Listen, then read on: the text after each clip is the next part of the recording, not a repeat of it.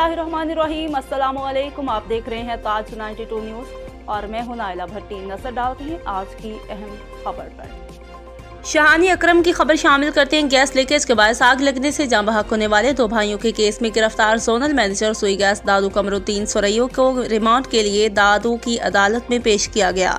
सारफ अदालत ने zonal manager Kamruddin सुरैयो को 2 रोज़ा रिमांड पर पुलिस के हवाले करने के अहकाम जारी कर दिए।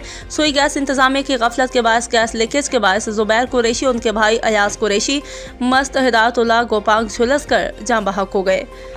अदालत की शिकायत पर सुई सदरन गैस कंपनी दादू के इंचार्ज कमरुद्दीन सुरैयो और कंप्लायंस इंचार्ज जुल्फिकार कुरैशी के खिलाफ मुकदमा दर्ज कर लिया गया। गुज़श्ता रोज़ अदालत ने मुलजिम की दरख्वास्त जमानत मुस्तरद कर दी, जिसके बाद जोनल मैनेजर कमरुद्दीन सुरैयो को 20 सेक्शन पुलिस ने गिरफ्तार कर लिया। नवाही इलाके कलंदाबाद में 1 माह कबल गैस लीकेज के बायस एक कमरे में आग भड़क उठी थी और कमरे में मौजूद 2 भाई और उनके कजन झुलस कर जाँ बहक हो गए थे।